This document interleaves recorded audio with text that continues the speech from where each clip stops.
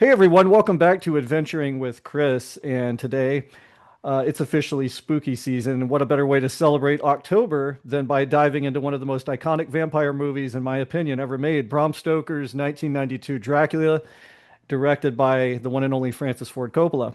Today I've got a real treat for you. I'm talking with Billy Campbell, who played the unforgettable Quincy P. Morris, the brave American cowboy who goes toe to toe with the Prince of Darkness himself, played by Gary Oldman. We're going to chat about what it was like working with Francis Ford Coppola, being a part of that amazing cast of characters and actors there, and what it means to be in a film that's still hauntingly beautiful more than 30 years later. So grab your garlic, your steak, cowboy hat, and a rhinoceros knife, dagger, because this one is Dracula interview you won't want to miss.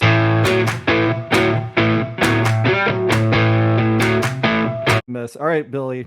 So, what initially drew you to the role of Quincy Morris? Oh my goodness. Well, that would be working with Francis, um, first and foremost. Uh, Also, I loved, I've always loved Dracula since I was a young boy, and my stepfather had, I think, an old uh, 8 millimeter movie projector. And one of the first things I ever saw was, reel to reel. Um, Bela Lugosian Dracula.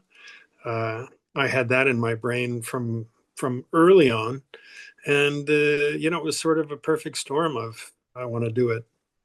Um, yeah, All right. So, Quincy is the only American in the cast now, as far as the characters are concerned. yeah. Um, how did you approach portraying an American, but not only American, a Texan? Did you have to work on a Texas accent? What was that like? No, as I recall, I think I did think about it a little bit. I think I spoke to somebody. I got the number of somebody who was Texan, and I don't know how or why or wherefore. I spoke to them um, a couple of times, but I'm a native Virginian, so I kind Mhm. of I guess the sort of the southern uh, patois is kind of in my bones. I gotcha. Yeah. So another thing, did you do any research into the late 19th century culture of an American man from Texas or specific speech patterns to develop what Quincy's character would be like? Or did you just kind of go off of the directorial skills of Mr. Coppola? I just went off of the script. I mean, first and foremost, it was all sort of there on the page, and then um, I mean, Francis is incredibly collaborative. So anytime you bring something new to work, and we had a lot of rehearsal. So anytime you threw something new into the mix, I mean, there was a decent chance that it would find its way into the picture. So, uh, there was a lot of trial and error and trial and success. So a good collaborative effort there, open to creativity. Oh yeah, he's one of the most collaborative people I think I've ever worked with. His movie, The Outsiders, have you seen it with Tom Cruise and I have, yes, oh, I teach that to my seventh graders.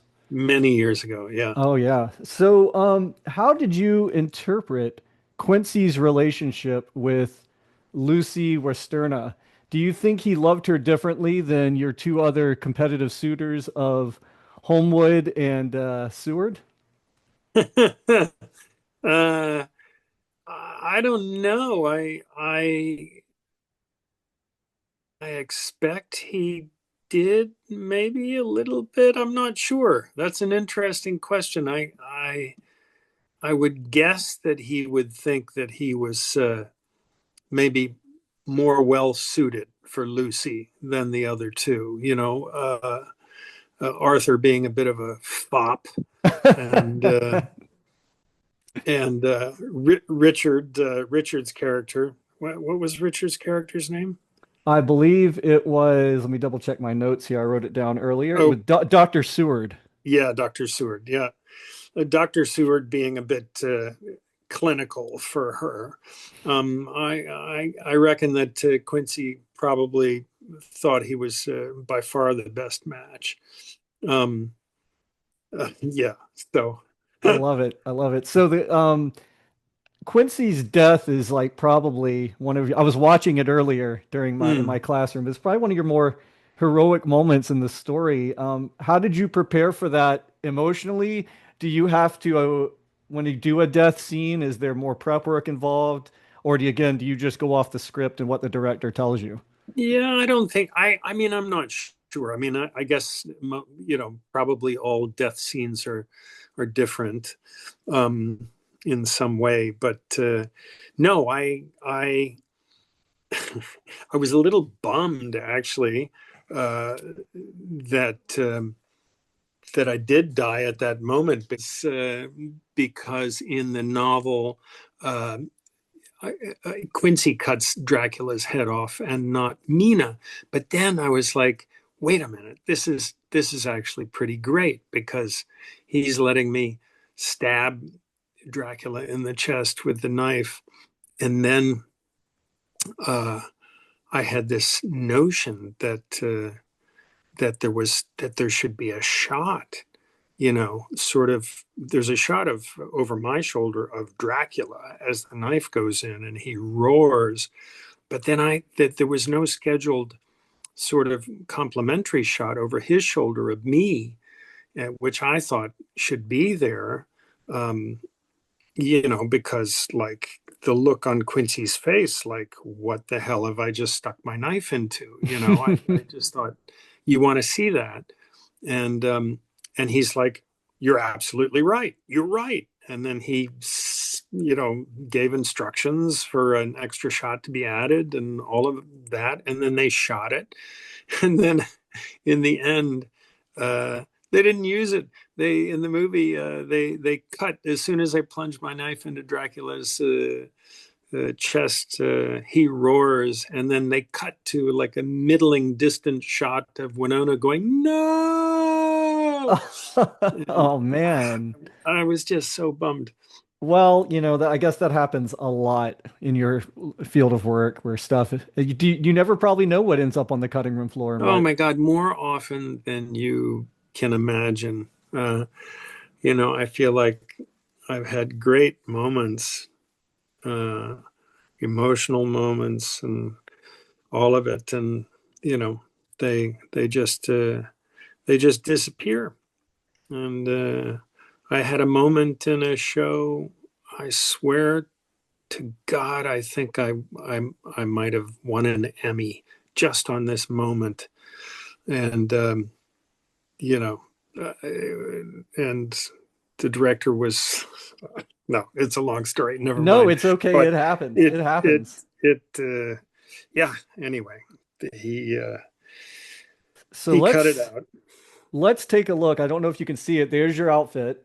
Oh yeah, I can see it. Okay, so what was that costume like? I gotta say, it's very, very Texan. It's really something, isn't it? I think Yeah, looks really it's a comfortable. it's a it's a it's a costume designer's version of being really Texan.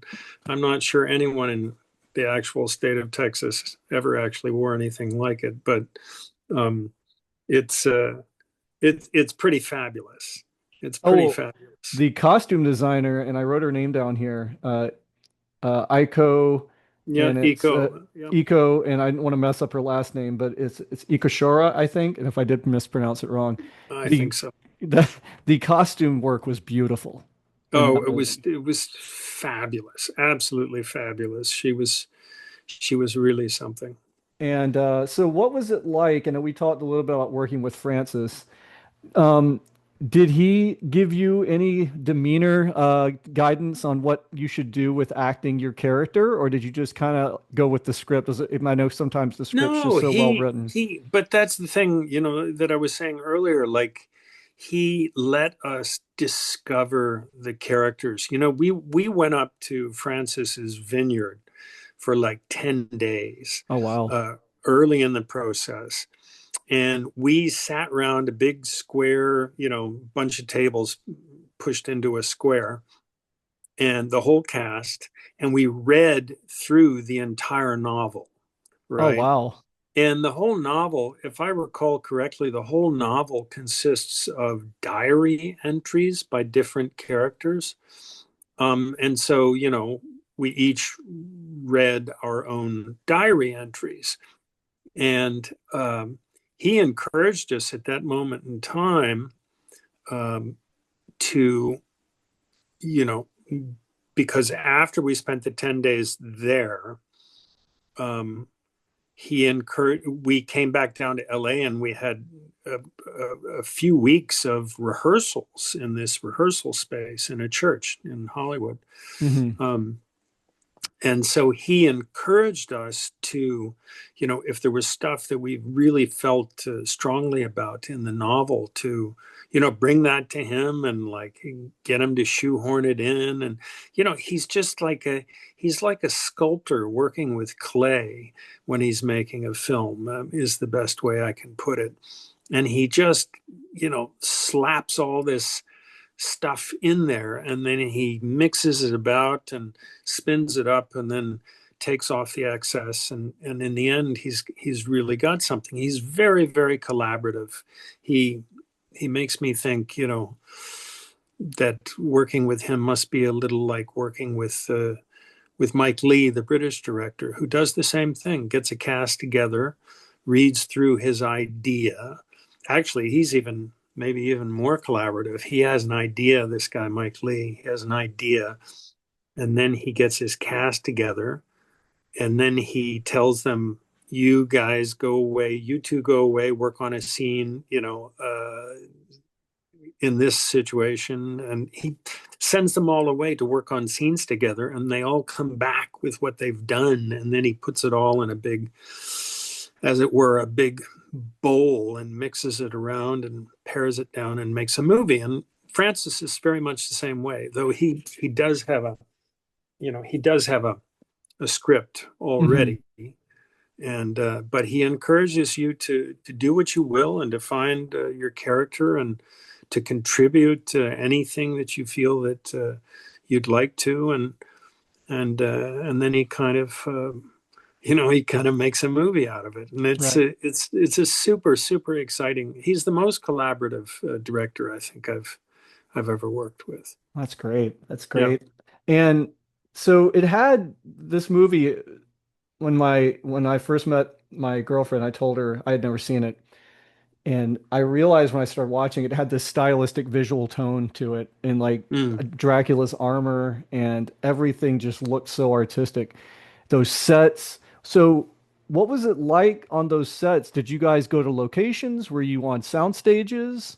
No, it was an old-fashioned movie. We were on almost exclusively, and in fact, we were exclusively on sound stages in at Sony Studios, which was it Sony then? No, I don't know. I can't think who it was then. Paramount? Ah, I I don't can know. figure it out for you. Let's In see. Culver City, not Culver Studios, but Let's see here. It was shot primarily in Culver Studios. You were right, and okay. partially in Sony Pictures Studios, formerly Yeah. MGM. Yes, exactly. Yeah. Exactly. Um, and so it was really truly an old-fashioned movie. It was really fun, because my first two movies were, the first one was The Rocketeer, which was an old-fashioned movie, and the second was Dracula, which was also an old-fashioned movie. I remember meeting Francis for the first time, which was nerve-making, of course. Um, there at the studio, in his trailer, his famous Silverfish, I guess he calls it. It's like an Airstream trailer. He's got it all kitted out with, with his monitors and his cameras and stuff. Um, and I think actually, he was angling to have me play uh, Harker, if I recall. Um, but I don't think the studio cared for that notion. Well, understandably, I mean, Rocketeer, I can't remember if it had come out. Maybe it had come out already and it didn't, didn't perform like they had wished. Um, and, Keanu was already kind of a star. So, and to be honest, I'm grateful because the part that Keanu played, bless him, was just a thankless part. It really is a thankless part. Harker he's kind of wishy-washy and you know I would vastly rather have played the part that I did, I think, in retrospect. Yeah, Harker in that and that character, he's very dry and I don't know that. Yeah, I think you're right on that one. Mhm. It's definitely a different. I see you did Quincy well. And so while you were talking about when you met Francis, what was it like? I mean, to work with Gary Oldman, Winona Ryder, Sir Anthony Hopkins, Mhm. and then Keanu Reeves. As an actor, when you're working with powerhouses like that, does it make you want to bring your A game to your work every day when you're working with people like that, or is it just, hey, I'm just at another day at my job and I'm gonna. Well, I mean, as you can imagine, it was in the very beginning, it was kind of intimidating, but I think partially that's what the whole 10 days and up in at Francis's vineyard was about, getting comfortable with each other. But it was, when we first got up there and we're that first day, we're sitting at the rehearsal table, and like there's right next to me is sitting Anthony Hopkins. I'm like, oh my God. And, Winona and Keanu and freaking Tom Waits, Tom Waits. right? I mean, I was so nervous the first day. And I remember lunchtime rolled around and there was a barbecue outside. And I went outside and I got my plate and stuff. And I'm like, I look around me and I'm like, what do I do? I can't, you know, in my mind, I was like, I can't just go and squeeze in between Anthony Hopkins and Keanu Reeves. I was so nervous to sit down next to anybody. So I just kind of snuck back into the soundstage. I was going to like eat by myself.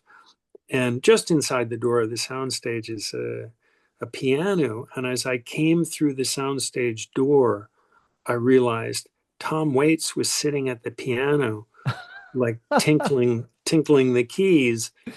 And I kind of froze. And he looked up and looked at me and he's like, I feel like he kind of sensed that I was like a deer in the headlights, because I was like, I can't go in, I can't go out. I don't want to bother Tom Waits. And he just kind of growled at me, what do you want to hear, kid? And and I was like, waltzing Matilda. And I shit you not, he said, put your food on the piano. And I stood there and ate my barbecue, and he played Waltzing Matilda for me. Oh, okay, that's surreal. That Yeah. is. So, like, that's how it all started. And by the end, I mean, we quickly got comfortable, with each other. I'm sure there were others who were, maybe nobody was as uncomfortable as me. I would think that I was probably the lightweight of the cast, or you know, the least well known anyway. Um, but I'm sure others felt somewhat the same way. And by the end of that 10 days, we had been down to the town in the evening and had a bunch of drinks and sang karaoke together and danced, and it was great. And uh, so it was uncomfortable at first, and then it was what it was. Gary's a bit of a different kettle of fish. He's he's well, I don't know exactly. He's and I liked him. I did. I Hmm. absolutely liked him. I think he needs a bit of chaos, or needs a bit of something. He needs to stir things up a bit, and through the rehearsal process, he did stir things up a bit, and I mean, you if that's what you need, then that's what you do, and that's okay. But there were definitely, some personalities on the movie, and it was fascinating. I'm, you know, I don't not get along with pretty much anybody, Right. but I mean, well, I don't take any shit from anybody, but I don't. I'm also not easily offended or perturbed, and so I ended up pretty well liking everyone. Hmm. And Richard, I just saw Richard earlier this year, and no, was it end of last year in London? We got together. I hadn't seen each other in most 30 years. Oh, wow. Yeah. Did you enjoy working with Carrie Ellis? Harry is a interesting fellow, and I did enjoy working I with him. think you and him have in common. He did the Civil War movie Glory. Are you familiar with Matthew Broderick? Oh, did he? Okay. Yeah. Yeah, Yeah, yeah, yeah, he yeah. was one of the Union soldiers for the Colonel Shaw's right-hand man, if you will. Gotcha, gotcha, gotcha. Yeah, Yeah. So, yeah, yeah. anyways. Yeah, I enjoyed Carrie. I enjoyed everyone. Um, yeah. So, my next question, I did have a question here. I meant to edit it. Was what scenes, I kid you not, what moments for Quincy that were filmed but didn't make the final cut? And of course, you already gave me that one. Your My reaction one, my to one the stabbing Dracula. moment that I regret is that they didn't use the shot that they had of me. I suggested it. It was so brief. It was me looking up from the knife to his face. I mean, it was literally, what would you say, 2.5 seconds long, Hmm. 2 seconds long. Not even, yeah. Yeah, and they didn't use it. They replaced it with a medium long shot of Winona going no.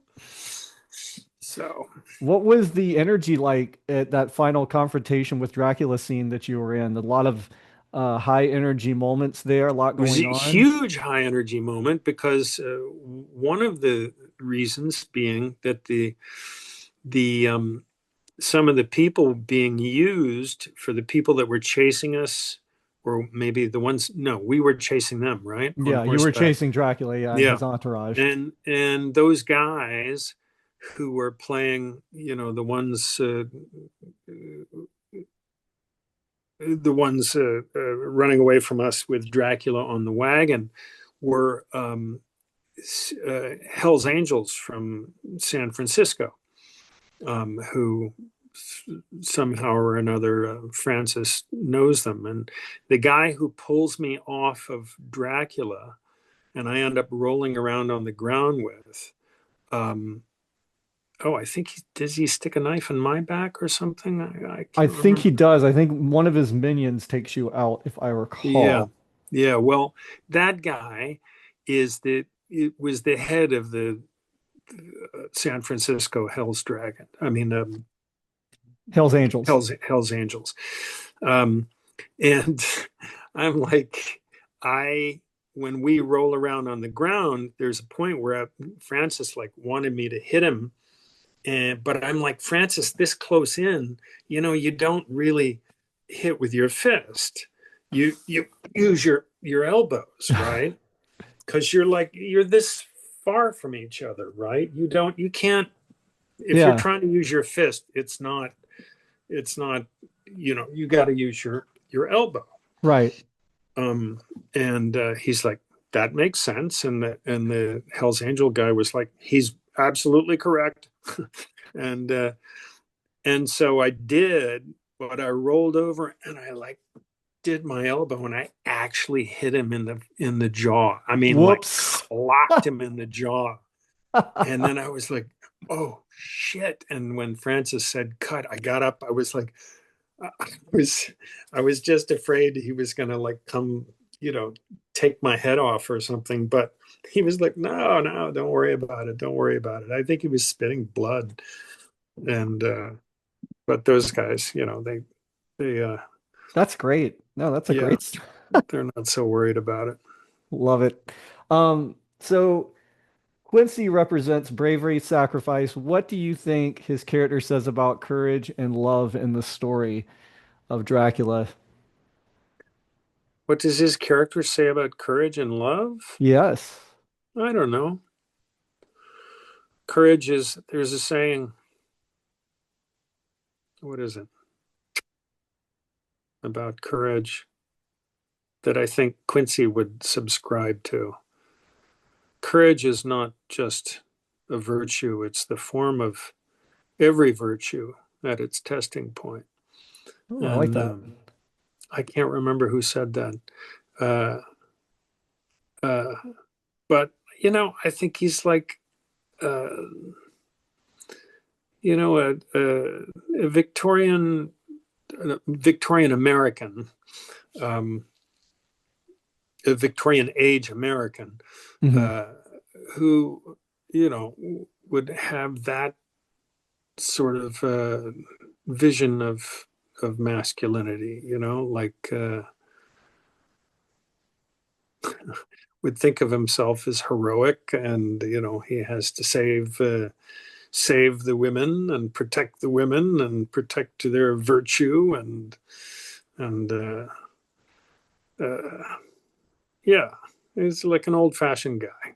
I like it. Yeah. So, looking back, how do you feel about the fact that Dracula has this influence on vampire films and Gothic cinema? So, right now, if you were to go to, get your remote control out, I guarantee you this time of year, you're gonna Mm. find the Francis Ford Coppola Dracula. It's gonna be on one channel, if not multiple.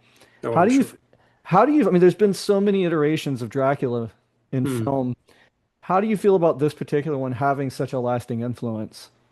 Well, God, I mean, I'm thrilled. I'm thrilled to have been part of it. Of course, uh, uh, you know, as I say, I've been maybe my first cinematic experience was Bela Lugosi in the old silent, black and white silent movies of Dracula, and uh, and so for me, it's a thrill to be have been found myself in a Dracula film, not only a Dracula film, but a Dracula film directed by one of the all-time great directors with a cast of an amazing cast. And I just, yeah, I mean, there's no way to feel anything other than entirely um, elated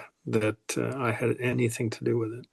And the funny part was, as much as I enjoyed your work in The Rocketeer, I had no idea you were in this until some years ago when I popped it in because my girlfriend goes, "You know, The Rocketeer's in this, right?" Sorry, you're the Rocketeer and everything now, by the way, Billy. He Yeah, said, that's all right. she goes, "You know, The Rocketeer's in this." I was like, "What? Are you kidding?" She's like, "Yeah, I think he dies." I was like, "What?" So I pop it on. That's And so hilarious. it's a movie I have like five Halloween movies I watch every year, and Yeah. Bram Stoker's Dracula, it's in there. It has to be watched. It's a damn good Halloween movie. I mean, it Damn good has to be Halloween put in movie. for this time of year for sure. Mm. So, if you were to play Quincy any differently today, would you do it the same, or would you look back going, I wish I would have done this or that a little different? Are you pretty satisfied? I'm damn satisfied, except for the one shot they dropped. Yeah, yeah, I'm pretty damn happy with it. I mean, as I say, it was a really enjoyable collaborative experience. You know, you don't often um, work in such a way that sometimes it's a bit of a battle and you have to actually fight for things, and you don't often feel just the sheer kind of unadulterated joy of coming to work knowing that, you're truly welcome in the process, like your input. And um, that's I have to believe a fairly rare thing. Um, I I felt that way. I felt that way in my first film, in The Rocketeer.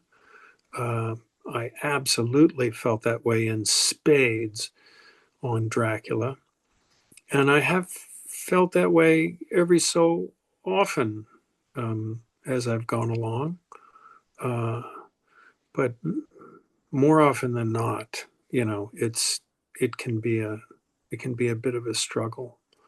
For and sure. uh, and then there are those moments that happen when you reach a place or you do something that you think, "Damn, I really, really, I really knocked it out of the park there," and you see the final thing, and the thing that you did is just gone. It can be a bit of a heartbreak. Yeah. Oof. I can't even imagine. I can't even Yeah, imagine. yeah. So are there any behind the scenes stories or moments? I mean, I don't know if you're going to beat getting played piano to by Tom Waits. Um, but are there any other little moments you remember that fans of the film might be surprised to learn? And if you don't, I'll edit in the Well, Tom Waits sure. I story. mean, everybody in the world loves Keanu at this point. I mean, he's a meme by this point, Oh, for sure, for how sure. how much of a wonderful human being he is. Um, and I'm here to tell you that it's actually true. He's Oh, a that's he's good. a he's a really, really lovely fellow, and I have to we took a lot of lunches. I took a lot of lunches with him in his trailer, um, and just chatting. And he was just the most sort of unassuming, down to earth, quietly brilliant. Uh, like he would say things.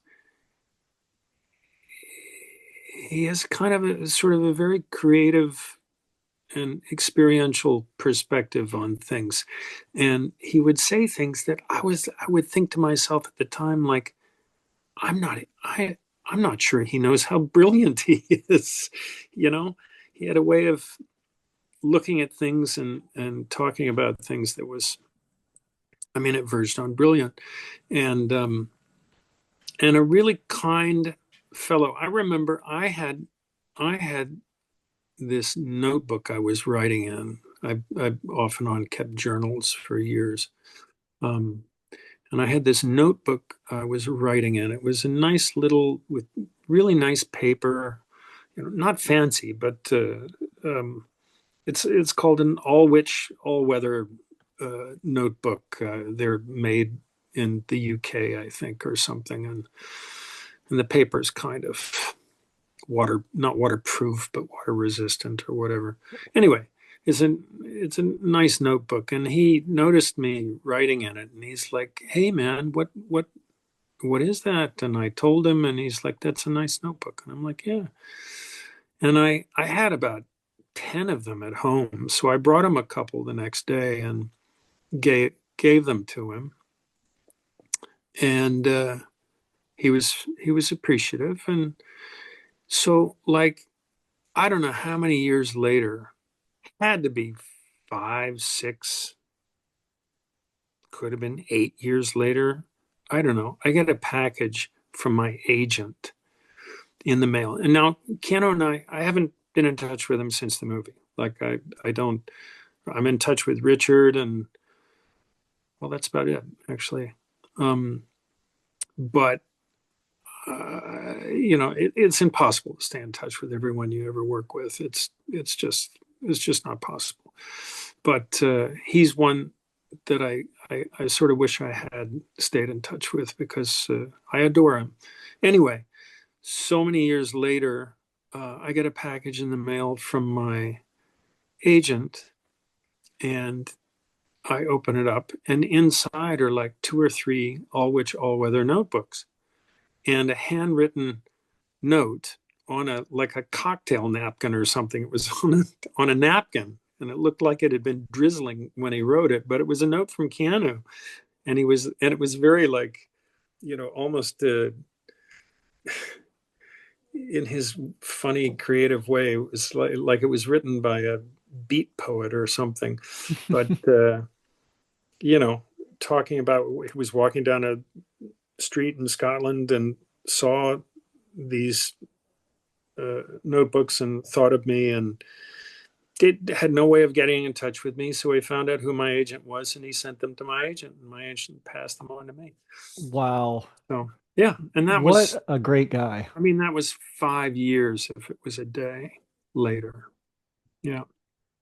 That that right there just tells me, because you hear the stories of how kind Keanu is, and that just Hmm. tells me right there you're Yeah. spot on. Just wow. So, when was the last time you watched Dracula? Jeez. And another follow-up question, do you watch your own movies? uh, Sometimes I watch my own movies. I, yeah, yeah, I do on occasion. I don't watch them obsessively, but it's fun because a movie or a TV show. It's like a living, breathing yearbook in a way. Do you know what I mean? Oh, for sure. Like, like,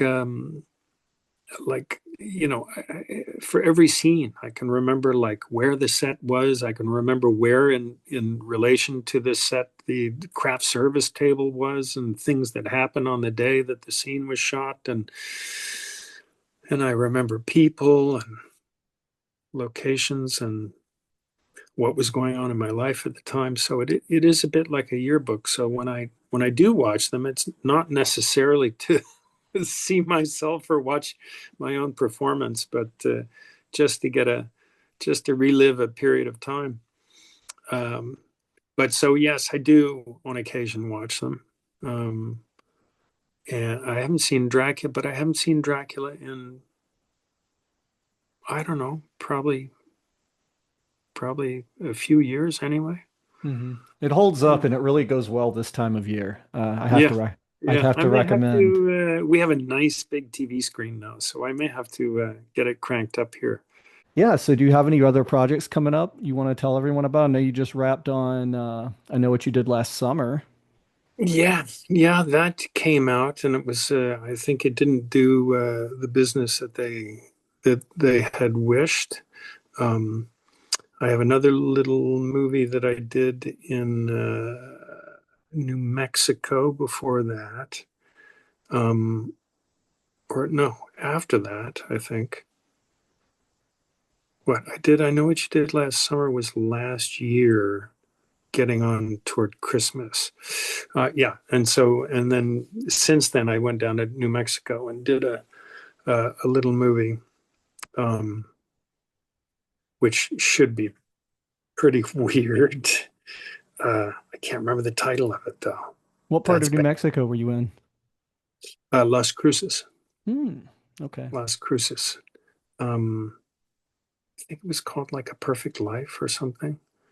Okay. Yeah, and um, so that I can't tell how that's going to be. I have no idea. I could not tell even from the shooting of it. Uh, it could be brilliant, or it could be otherwise. I'm not sure. Um, and then I don't have anything in the pipeline right now. The possibility of a series that's being developed, but I never count on anything until I'm standing in front of a camera. Oh, for Um, sure.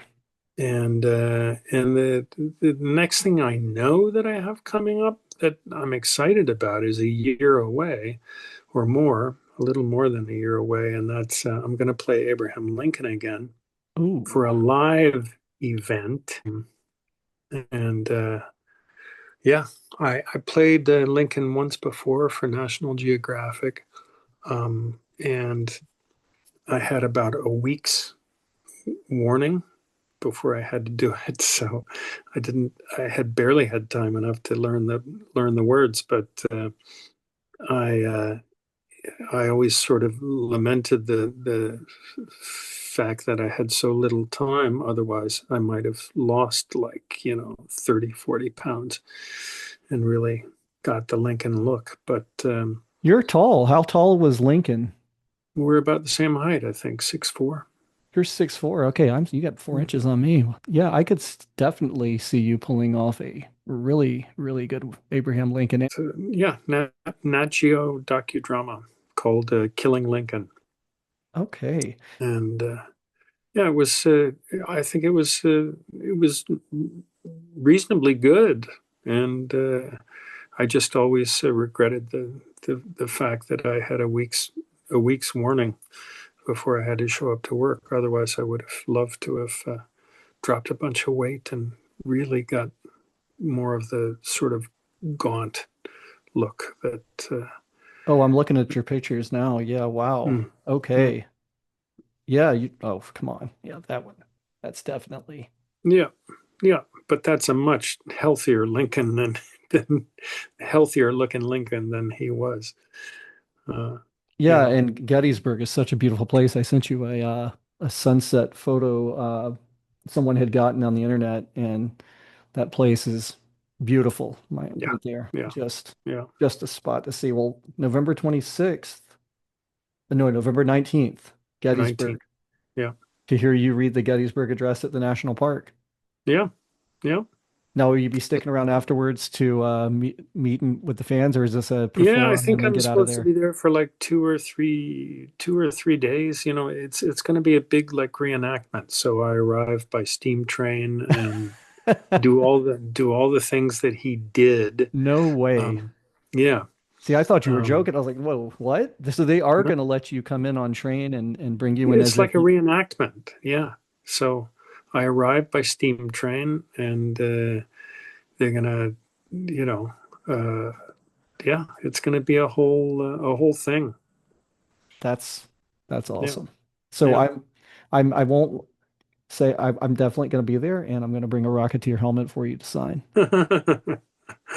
I won't be able to show any recognition of it because I'll be Lincoln the You'll whole say, time. "What is this devilry?" What is this thing? Yes. Yeah. Oh man. Anyways, it's always a pleasure talking with you, man. And yeah, anyways, my students are always so impressed when I come home and I tell them they've memorized, they know your son's name, by the way. They were like asking me today when I told them that I was going to be interviewing you, because it was I teach sixth graders, and I think it's about the same Yeah. age as your son. They were Yeah. like, Yeah. is Anton going to be there? I was like, you guys remember his name? They're like, of course, Mr. Herzberg. That's hilarious. Yeah. So anyways, Yeah. thank you again for giving me your time. Yeah, And man, my I, pleasure. and I know it's late over there, so thanks for staying Yeah. up. No worries. No worries at all. What time is it? 10, It almost here 11. it's Almost almost 11. 5 o'clock. Dude, it's 2 hours past my bedtime. What are you I knew. doing? Don't let me keep you up, Billy. Don't let me keep you up.